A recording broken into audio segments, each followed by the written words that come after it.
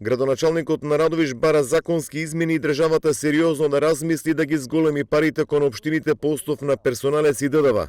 Според Асо Ристов, префрлување на надлежности од централно на локално ниво без пари не оди. Смета дека содржање на парите кај централната власт, а не кај локалните самоуправи, нема да има капитални инвестиции, иако Европската унија бара развој на општините. Последни во Европа.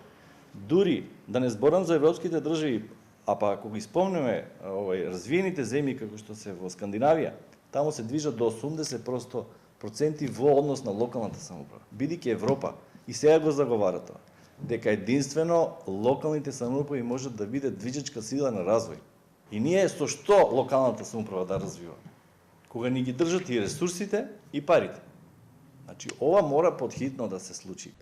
За оваа тема се расправало и на ниво на ЗЕЛС со оглед дека сите држави во опкружувањето, а не се членки на Европската унија, трансферираат повеќе средства од јавните давачки кон општините наспроти земјава. Ристов не ја исклучува можноста општините да враќаат дел од трансферираните надлежности. Ни префрлуваат надлежности и тоа се разговараше, да ви кажам, предлог има и таков интересен на управен одбор на ЗЕЛС овие денови, да доколку вака продолжи, освен за ова за енергетската криза, да вратиме делови надлежности. Ни дават надлежности, блок дотации, парите ние не ги менаџираме.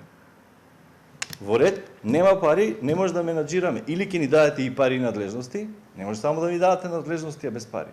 Еве ви ги назад надлежностите, вземете си ги назад, па вие ги менаџирајте, и школи, и градинки, и образование. Градоначалниците од југоистокот на оваа тема разговарали со евроамбасадорот Гир, кој нотира дека фискалната децентрализација во земјава е незавршена.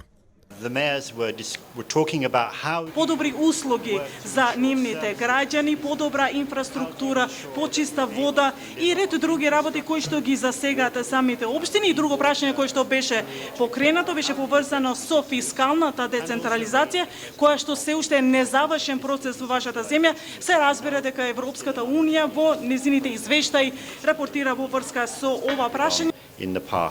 Општините оваа година ќе добиваат 4% од персоналецот наместо 3% од минатата година, додека од ДДВ-то место 4,5% годинава ќе добиваат по 5%. Според ланските измени на законот, до 2024 општините од двата данока треба да добиваат по 6%.